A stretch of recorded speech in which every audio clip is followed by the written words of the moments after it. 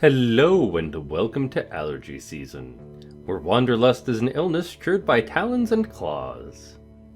If anyone has the cure for runny nose going down the back of your throat, I'd like that please. Anyway, the woman in yellow armor is kneeling next to a brown... We ended off with the, trading outpost. The woman in yellow armor is kneeling next to a brown hairy boar, which is resting on its side. The beast is not as large as the dark ones from the forests. It responds to the touch of a human hand and brush with grateful grunting and rapid twitches of a hind hoof. No matter how friendly it appears, it's still tethered to the well, and you have no doubts that its charge would leave Sodatrot dead in a breath. Really, it can murder my horse? Wow. When the woman notices you, she steps forward to the boar's disappointment. So, the new Road Warden? We shouldn't skip commas, should we, Road Warden? It sounds weird. She points at a window with her chin, forestalling the question. We don't need anything now, but when we travel with our furs, we can use some assistance. She may be around 30, but her warm voice and bright smile are camouflaging the touch of time upon her unpowdered face. Like many red-haired people with freckles, her skin is unhealthily pale. The boar runs up to her, observing your boots and fruitlessly sniffing for food beneath the beaten ground. She pats its back, but maintains her focus. How about a game or two? We have a bit of time and you can talk a bit about this and that. Maybe you'll get a couple of coins. Or lose one, she winks. We could play dice or throw axes at a target. What are my skills, character? Spells, new movement, nourishment. We need to clean up a bit. We have no combat experience. Okay, so axe throwing probably ain't gonna go that great. Dice throwing... Why not? Let's play some dice. Your arrival and especially the dragon bone you pull out are cheerfully welcomed. This is where you can save scum to make money, as with all gambling games. Two of the guards bring a table from the inn, another one prepares a couple of stools and chairs. There are also spectators, and you're told that the other hunters are either sleeping or have duty on the tower. Remember, damn it! No magic, she says. Or says one of the players. His face is deadly serious. But not as deadly as my magic! I'm gonna win them all! The game is new to you, but in no way baffling. 4 people can play at once. The wooden dice are long, with only 4 dotted faces. Every time someone wins a round, they get a point, and the person with the most points at the end of the game wins all the coins. As you play, you don't feel like you have much control over the results. I blend in with the group. You share casual jokes, memories, and views on luck and optimal strategies. Sodatrot and Tullia's camp are also brought up, but when you ask about the roads or the locals, their stories are vague. Suspiciously vague. Almost like they're vampires. Maybe we should burn this place to the ground before we leave. Sip some tea. The drinks are here. It's a pour beer made from the leftovers after the regular brewing. It's cold, sweet, and doesn't reach your head. But you try to avoid the smell. Just don't spill anything, the boar may get sick, says your bald opponent. Well, if the boar's gonna get sick and pigs can eat literally anything, just about, what's in this, radiation? In just a few minutes you get 2 points, maybe it's glowing alcohol with radium in it, which are now represented by smooth pebbles. You don't really know how you got them. Either you don't get the strategy, or it's just pure luck, as indicated by this dice symbol next to the phrase, let's see how lucky I am, where you're very tempted to quick save and quick load. But we'll play this legit. Your score is the second best. Nice one you hear from the man with the fancily braided beard who reaches to pick up your dragon bone. As the table... Okay, so I could have won 3 at most, because there was 4 of us playing, and instead I only lost 1. That's fine. As the table and chairs are carried back to the building, the guard in yellow armor looks at you with a smile. Tell me about yourself. Oh, what was that? A brief giggle, her voice gets cold and serious. Nah, Road Warden. We use names and stories among friends. You ain't one. Don't make me tempt curses. Huh. Alrighty. The innkeeper has asked me to forage for berries. She chuckles. Oh, don't worry about it. Usually you forage by ourselves, but he wouldn't ask you for a dragon for a meal. Excuse me. He gives small jobs to people all the time, just to see who agrees to do them. Wants to judge who's of use and who's too proud for their own good. If you've agreed, just be sure to get those berries today, and don't try to take his tools away. He hates thieves. I have some questions about this place. Not much to tell, honestly. There are many beasts around, both wild game and dangerous monsters. We spend our time surrounded by these walls, leaving only to hunt, forage, or trade. That's an unusual tower. I'd expect it to be closer to the gate, and shorter, although it is taller than the building, which is kind of the point of a tower. Like in Hovlevan? Fair, but it ain't here to protect the gate. This stronghold was built long before we moved in, and not to fight off humans. The tower is meant to be used by those who observe the deep forest. We look out for fires, dragons, and any winged creatures that are looking to roost on the roof. Baldy, she nods over to the man, who, indeed, is completely bald, has a great eye, and sees well, even in darkness.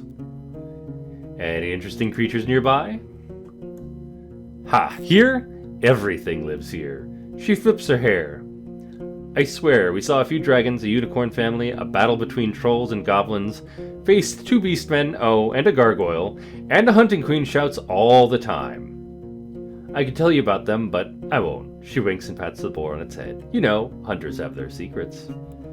Her group seems quite attached to this boar. I need to take tea while I sort this pun out in my head. I hope they don't get bored of it and eat it. How could you not be? She crouches and raises the boar's head, but it steps away and squeals as if someone's murdering it. It came with us from the city, just in case. We had no clue how our first winter would go, so we need some backup meat. And it works, too! Cleans the dirt. She reaches out to the beast again, but it trots away. The woman straightens up with a pleased sigh. We haven't needed to eat it so far, but it's also funny. I learned in my home village that the farm boars are going to get smaller and more cuddly. Kind of like ibexes. Ibexes. I don't know how to pronounce that word. I've read it a lot. So it's not such a wild, dangerous beast. But we don't let it get too close to other animals. Or children. Which is smart. What do you usually hunt for? Anything we can eat or sell. If there's a partridge, a squirrel, or a rat, we don't complain. But when we move as a group, we look for something larger. Deers and aurochs are delicious, but we don't always look for taste alone. There's value in bones, antlers, claws, tusks, things people use to make tools or sculptures. We use some of them to make tools and spears. You can never have enough spears. She pauses and looks at a strand of her hair, then suddenly speaks up again. And we look for furs, of course. What can I find north from here? I'm sorry, we don't really go to those regions. We stay close to home, only sometimes moving south or west. To Howler's Dell, but only to trade. They're fine with buying more than they need since they take wares to the coast. She takes a long breath, twirling her hair and gathering her thoughts. You know what? I've never seen a beach, and I've been living here for how many? More than 10 years now, she giggles. The only part of the sea I've seen was from Old Pagos, which is placed on a hill. I've never put a toe in salt water. She looks towards another huntress who confirms that her experience is the same. But Old Pagos is a good place. As long as you don't mock their order and act nice, they'll also be kind. Boss says they're too serious for him to stand them, but at least they don't bite without reason. You heard anything about the necromancers? It's something new, her voice lowers to a whisper. I've never been to White Marshes, but over the years we've seen people moving away from there, south. They told us that the place has changed too much. A priest died, I think, and the new one awakens the dead. Sorry, Road Warden, that's all I know. If she's hiding something, she sounds convincing. I'm looking for knowledge about the wild creatures.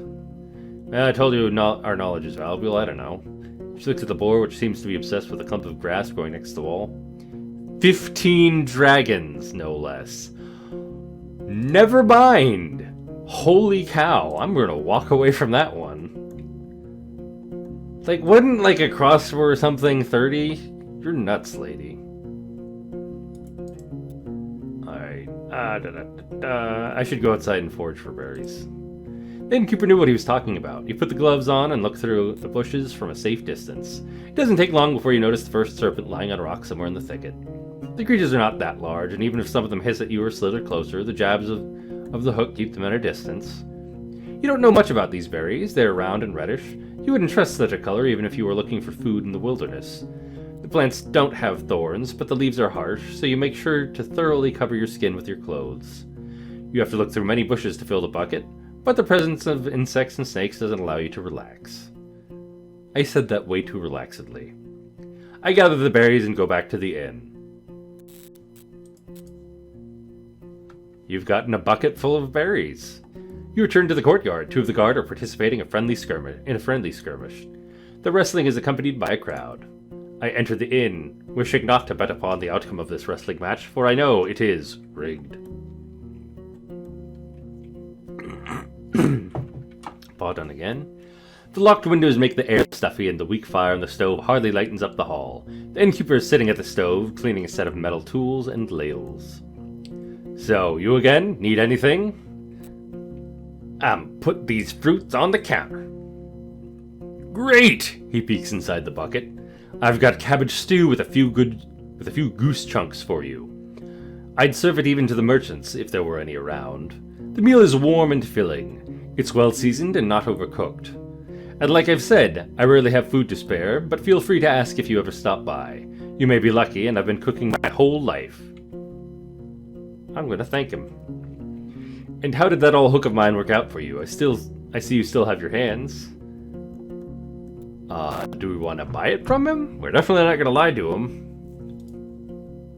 And we only have 2 coins because we lost Roadwarden gambling. I'm going to give him the hook. I'm fine. You lost the hook. He takes the tools from you and nods. Need anything else?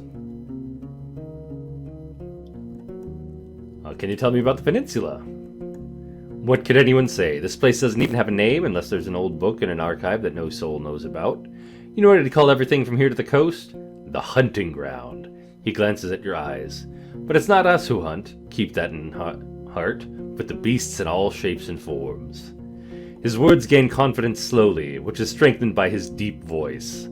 I've lived in this inn for over 10 years now, and have only seen a couple of roads, a couple of places. It's just, once you get here and you see how harsh it is to hit the road, you have only more reasons to stay at the warm stove behind a wall, even if it's suffocating. He looks toward the windows. I'm sure you've heard a lot already, that people don't build hamlets anymore. There are no more ibexes from the south, and the traders stay for only a few days. All of our iron is used for cauldrons, not swords or tools. What will I find traveling west? Well, there are hills nearby, then you'll find a village, maybe an hour away from here. It was destroyed by beasts almost a decade ago. Nothing to see there. The goblins live there now, so most people just travel around it. And they say it's haunted, but who knows? Who cares? It's got goblins in it. They can deal with the ghosts, not our problem. He crosses his arms and starts to sway back and forth, gathering his thoughts. You'll get to a large tree on the edge of the swamp. For the locals, it's sacred. You're not used to hearing someone mentioning pagans as if there's nothing unusual about them. Perhaps you should go and burn their tree down. Surely that would be a fine jest, and wouldn't result in horrible death and murdering. There's a small path south, which leads to an old mine in the mountains. Nothing to find there, but keep riding north and you'll find Howler's Den. Set at a clean brook. Farmers live there, and mouflons and druids. They'll let you stay for a night, but they're not cheap. If anyone thinks my prices are bad, it means they ain't been to the Ape Ale Inn yet. He lets out a gentle smile. Man, we are poor as all get out. Alright, south to an old mine with nothing to find. North to the Howler's Den, that's... Alright, I'm gonna nod. I know only a bit about the next settlement, Old Pagos. The soil there ain't too fertile, so they work in their quarry and help other settlements build things in exchange for crops. The forest and hills ain't too harsh, but the Seekers have a small monastery nearby in the mountains. I don't care much about them. They keep to themselves, and they don't pay well. The third village is unknown to me. White marshes, set at the bogs. I've heard it smells like a griffin's lair. I've heard a lot of nasty rumors about the place, but I won't share them. I don't want to be a lie spreader. So, 3 villages, really? Howler's, the one near the monastery, whatever it's called, and marshes. Don't let their beds and palisades fool you, though. Weird people live there. Don't tell them more than you need to. You wonder if it's something he would tell other travelers as well. Are the eastern roads as rough of a blah blah blah blah blah blah blah? Are the eastern roads so rough you can't even talk about them properly without getting tripped up? Pretty much. Don't leave the main road, I'd say. Not so far from here you'll find an old dolmen. A few of my people had to spend a night there, and monkeys stole food and gods from their bags. It was their fault. One of them had fallen asleep in the middle of his watch, but you know. The eastern forests are wild, the roads are rough. Almost no soul lives there. One day all these roads will be swallowed by the trees again. The furthest my team has ever gone was the home of the Enchantress. Just stay on track until you reach the crossroads, right near an abandoned watchtower. From there, turn east. You'll recognize the place. It's a nice home in a lonely meadow, surrounded by a wall. He looks towards the closed window, then at you again. Kind of like our walls, but simpler, without coding. She lives as a hermit. Eudocia. Eudocia. I don't even know how she survives there, but if you don't have a decent coin, you won't find much there. So there's an enchantress, but like everyone else, they want a lot of coin, which I do not have. So, back to the crossroads. If you turn left instead, you'll see a road. People will stay away from it. It connects the tower and the monastery, a shortcut between the two sides of the peninsula. I was warned by the locals not to use it. It already belongs to the beasts. Have you ever been to the northern coast? I only know about another inn. It's far from here, maybe a day on foot, a bit less from the eastern side. His eyes once again focus on the floor. I've never been there, but I've heard it's a safe place, close to villages of fishers and hunters, though I don't know much about them. That's all I need. What do you need? I just said that's all I need. I didn't expect to find an inn of this size in such a place as this. Ah, so you know a thing or two after all, his mocking tone is soon replaced by a gentle smile.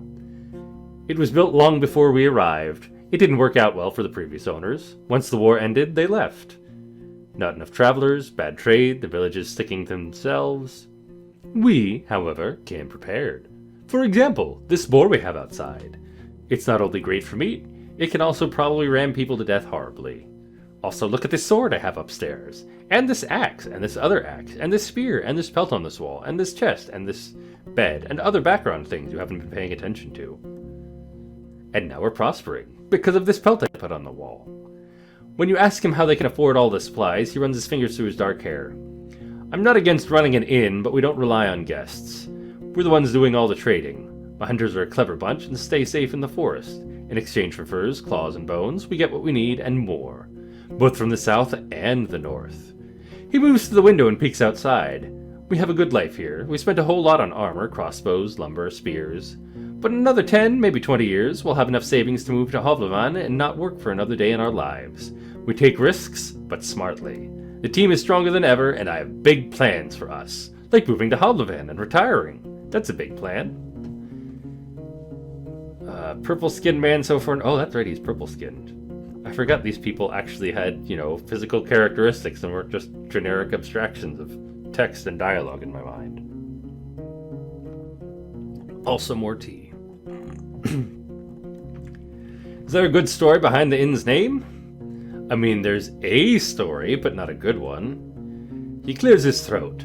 For years I wanted to have an inn called Pelt, but in my city it would have been in bad taste. Taverns and inns named with a single word were cheap, had nasty reputation. There was the Claw and Mugger and Basilisk and Blissful, I think. The good places used at least 2 words. Empty Barrel, a Rose and a Hamlet, Empress's Smile. Pighead was the exception. It was a real dive. Hence why they named it Pighead. He chuckles. In my soul, it's still just a pelt.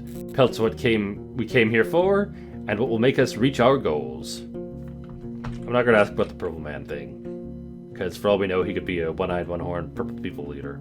Return to my other questions, and that's all I need to go outside. Approached the guards before... Ooh, guard in yellow armor. Have you ever been to the heart of the woods? Have you ever believed in the heart of the cards? We sometimes hunt south from there. There are good hunting grounds in the western half. The second one is too overgrown. Maybe the soil is different? She shrugs, then moves the hair away from her forehead. But it's a risky spot. There are treants there and wolves, even the furthest ones. That's not okay. And if you have to go through the tall grasses, watch out for what's on the ground. There aren't many archers in the trees. She smiles as if it's a joke. But there are all too many worms, even larger than a water leech. That's also not good. And then you want to charge me if you want to get knowledge on wild creatures because you're a jerk, but... I'll approach the armorer. You walk past the well and find a small open shed, not unlike the stable, but with a humble set of tables, carving tools, hammers, sharpening stones, pincers, knives, and other tools.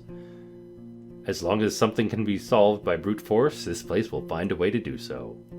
There are 2 people sitting on a log bench. The first one is a male with maybe an inch-long hair, a cleanly shaven face, a thin, long yellow tunic, bare legs, sandals. He ignores your presence, sewing gambeson with a great concentration. The second person is a boy, maybe 15, who's wearing the crude outfit of a farmer. He glances at you, but soon returns to sharpening a long dagger. We'll wait for them to notice me, because we don't want to interrupt. After a few minutes, the man finishes his task and raises his head. He puts away the pieces of garment on the table, stands up, bows to you, shrugs, waiting for you to speak. We're at a 2 out of 4, so he could patch it for us a little bit. Hello, kid. You're learning the trade, I see. Kind of, he answers reluctantly, but his teacher pats his knee, giving him a harsh look. The kid clears his throat. Yes, but we both ain't masters, you see?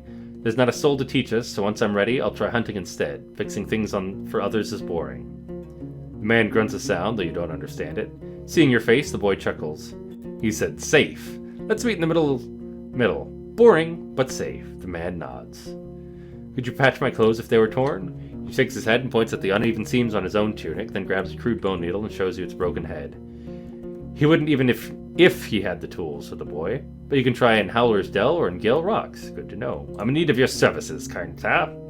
A new trader has been unlocked. He nods, points at laces in the front of your jacket, raises his clenched fingers to his shoulders, then gently spreads and lowers them as if he's taking off a robe. You follow his command and allow him to properly inspect your gambeson. After a few minutes, he gives it back, then reaches for his pouch. He pulls out one dragon bone, shrugs, then another one and waves both of them in the air, pursing his lips. He makes a few speech-like noises with his empty mouth, groaning what sounds like, I don't know. I consider his offer. Armor is focused on repetitive tasks. In 1 hour, Jackal will be fully repaired up for 1 gambeson. Fine. Your jacket is as good as this armor can make it. Okay. Oh. I thought we were going to get to 4 to 4. Let's try to 4. I feel like the gambeson could use some adjustments. Alright. I didn't even know the prayers. We're going to leave the shed.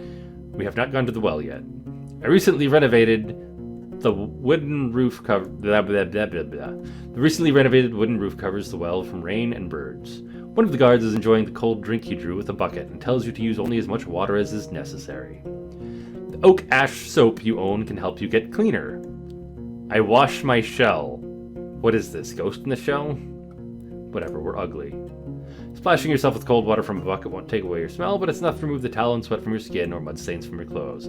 So we won't get any cleaner without actual soap. Won't get any cleaner here, so I step away. How do I leave? Oh, travel. Alright, so there's a number of good things here. We're to head west. The road uphill meanders, slowing you down and forcing you to pay close attention not only to the shadows of the trees, but also to the tight, rocky passages. You can't help but notice a few caves and fine ambush spots. I keep an eye out for any sign of life. New entry, the ruined village. Standing in front of the gate, you hear no voices, no tools at work, no steps. Dozens of birds live among the collapsed roofs. Their fluttering, singing, and squawking is free of worries. If you want to travel any further, you need to ride around the palisade. Searching the ruins may take a lot of time. The broken gate in the north will lead you to the village. The sound of a gentle river reaches you from the east, where you see a saggy fence surrounding an overgrown pasture. Behind the burnt building in the east, you see an oddly barren field. We'll go to the building near the field. Broken logs and planks are charred. What time is it? 9 hours and 45 minutes till dusk. While the wooden walls are rotted and covered in moss, you see no ashes or dust, proving that the fire happened long ago. The smell is awful, and there are no reasons to stay for long. You see no furniture, just some broken shelves. It was just a storage room. The valuable odds and ends were already taken by the scavengers. Take a closer look at the gate. Journal update on the ruined village. We learned something important here. The palisade is in good shape, and the entrance wasn't even touched by the fire. It was torn away, possibly thrown. The amount of force used must have been huge, but you'd expect that it would push the gate into the village, not away from it. You don't see any marks of a dragon bite. A troll could toss such planks, but after so many years, you see no paw prints. A mage? You can't really tell. I'm going to move forward. I'm going to investigate the fields in the southwest. I'm going to investigate the pasture. You don't find a single sign. Oh, I love this. The area on the map shows up more stuff when we things, you know what I'm saying. Darkness go away when we explore darkness. You don't find a single sign of livestock that lived here in the past. Any bones, horns, antlers, or dung have already been devoured by the wilderness. The pasture ends at the river. On the opposite bank, the meadow turns into a thick forest, penetrable for a rider. What are the chances that a herd of defenseless animals could get there and survive? Okay, I got it. The breach in the southern fence wasn't made. I had to comprehend that for a second because I'm reading beyond myself. The breach in the southern fence wasn't made by some brute force. You find axe cuts in the spots that were ultimately broken away. After all these years, there are no tracks that you could follow. Return to the main road. We're going to explore the southwest. The buildings, some of which have collapsed, are made of wood, now charred and rotten. You spot claw marks on the walls, especially close to the doors and window frames. They could belong to a dragonling or a large wolf, larger than the grey ones. Or a corpse eater. Too many options to make a guess. I'm betting either mages tore it down and brought in evil monsters, or the necromancers did it, or something like that. Yet no beast remains in sight after all these years. You find the remains of clothes, furniture, odds and ends. Only one object seems to be of use. A basket-like fish trap made of vines and willow branches. How is it intact after all these years? Whatever. If a large fish swims into it, it won't be able to get out on its own. It's quite large, but I can fit it on my saddle. Nice, we got a fish trap. Feel a slight aching in your stomach, so we want to eat at some point. We got 9 hours and 30 minutes left. Or is that from being in the village? Maybe this is cursed. I'm going to inspect the western palisade. The tracks of human footwear and many, many more ape footprints covered the path formed around the palisade's breach. As far as you can tell, the freshest footprints lead into the village. The wooden stakes spread on the ground are rotten, covered in mushrooms, small flowers, insects, and worms. A good source of animal or goblin food. You would expect them to also hunt for birds and eggs and words and pronunciation abilities. The meadow in the west turns into a forest quickly. The grasses in the north surround dozens of tree stumps, already covered with moss and fungi. I shouldn't enter the forest, especially not in this area. It's unpredictable. Fair enough.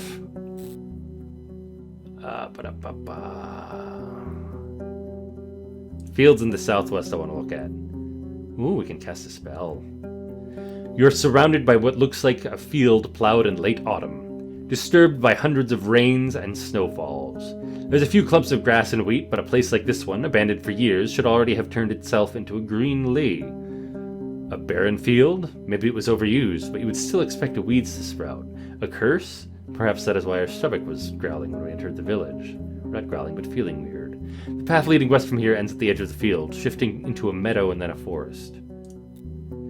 I use my amulets to sense if there is Numa buried in this place. You unpack the wooden spheres, pleasantly smooth and light. The entire set fits into the palm of your hand. You place them in various spots, marking their positions by sticking a branch in the soil. All you can do now is wait, so you brush Soda Trot up for a bit and make sure the saddle doesn't bother it. When you return to gather your amulets, all of them are much warmer than your skin. The entire field is corrupted, though seeing how there are already some plants growing from it, the spell is fading away. The curse is most likely as old as the last harvest. So someone in this village pissed off someone evil who came and cursed stuff, broke stuff down, and attacked it.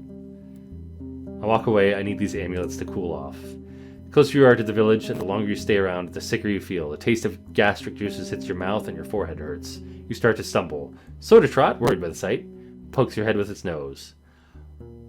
I walk far away from the walls, because I don't want to get sick from whatever this curse is. Leaving on your mouth, you go outside, keeping your mouth shut. After a few minutes, your eyes get clear. Maybe better to leave, or at least stay away from the village for the rest of the day. Alright, my stomach is aching. I would expect the clearing in the west, because that's not the village. The meadow is lush and colorful, and so dense it's unsafe for a rider.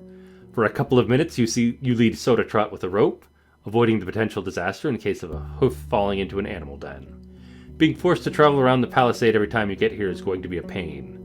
Most of the tree trunks look similar and have a comparable size. They were most likely painted with the sole purpose of being cut down and used by the locals, though cutting so many trees at once, that alone could provoke the wrath of the herds. Such a process should be spread across a couple of seasons, and you can't be sure that was the case. In the west and north of the clearing turns a wild forest. In the east you see a road leading north. So clearly whatever these guys did angered somebody, and they cursed the town and ruined everything. Use top and touch your aching stomach. We're leaving.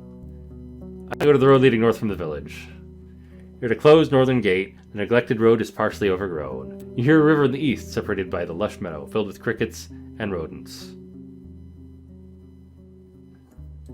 Okay, so from here we can travel. So we're just going to travel because we're getting sick here. Gonna head west. You enter the wetlands with their many streams, ponds, and fish. Large birds run and fly between the gray, sparse trees that are covered with moss, mushrooms, and critters. For a human, it may be an unwelcoming and harsh realm, but the overwhelming swarms of insects prove that it's a realm full of life. The danger, with teeth and claws, is hidden below the water's surface. I stay away from the banks, wishing I could use my fancy fish trap.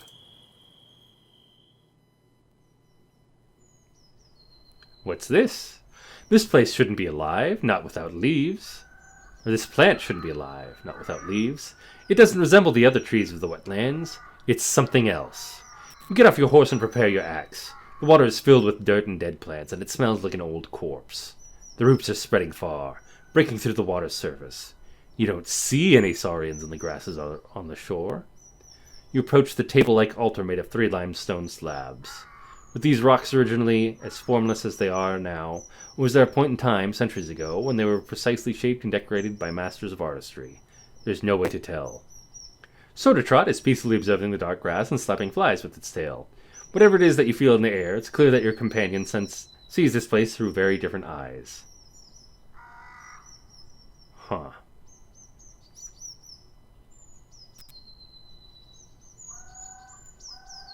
I know they're dark. Do we want to let our horse eat? We're going to let our horse eat rather than praying. You don't see any creatures nor humans. I look into the water. You step cautiously. Without knowing how deep it gets, you have considered that a saurian could be camouflaged in the mud, waiting for a victim to get near. Since you don't plan to kneel down and drink, you're hoping to dodge a potential strike. Once you get closer, you start breathing again. While the water is dirty, it's also shallow. You see the vegetation, swimming insects, and even small fish. All of them stay away from the tree roots, which look like a spider web covering the bottom of the pond. Aside from that, you don't see anything that would catch your attention. Take a closer look at the roots. You kneel in front of the roots, forgetting that you just said you wouldn't kneel in front of anything, because you could be ambushed. And one of them is lying on the shore. It's brown, covered with hair that resembles that on your arm. When you touch it, it's moist, soft, and warmer than you'd expect. We do something with it. What do you try to do? Example. Oh no. Oh no. We're in text parser mode. We're gonna smell it first. Either you can't do that or I don't do that. Touch. Who's moist, soft, and weirdly warm? Talk. Speak. We're definitely not kicking it. I know that much. Oh wait. Oh. I meant to go back to the root and try and water it. Whatever. There's clumped dirt and uneven nicks, fused by years of winds and rains. The bottom surface of the table is dusty, but you don't find any spider webs or mold, even though it's a perfect spot for them. The tree roots cling to the altar in many spots. They're firmly attached. You struggle to move them even by an inch. The cream-colored limestone is cold and smooth. An amulet to detect if there's any magic hidden in the altar, which is probably going to be an obvious yes. You unpack the wooden spheres, pleasantly smooth and light. Yada yada yada. Place them in various spots. On the altar, next to the roots, beneath it, and a few steps away on the boulder. You begin the ritual, after which all you can do is wait. You go for a walk with Soda, making sure there are no monsters in your vicinity. When you return to collect the amulets, only the one placed on the rock hasn't changed in temperature. The others are cold. The closer they are to the tree roots, the cooler they are, almost painfully so. This is not what is supposed to happen. If the objects are filled with magic, the spheres get warmer. If not, they stay in their original state. But this, you've never seen such a reaction. Dark magic? I try something else. Can we make an offering? What do I have to offer? Can I use my fishy thing? Where's my fish trap? Okay. No, I will offer food. Place any type of food you can find in your sack on the nearby plant. Make any difference. Okay, we get to keep our food in that case. Walk away, look at the roots. Touch. Moist, soft, and weirdly warm. Ruma. We're not going to kick it, we're not going to cut it. What else could we do here? Grab. Move. Pet. I'm not kicking it, game. That seems like a really bad idea. Also, why can't I use my fish trap here? I'm upset now. Anyway, we're going to save here, and then we will travel next time. Bye-bye.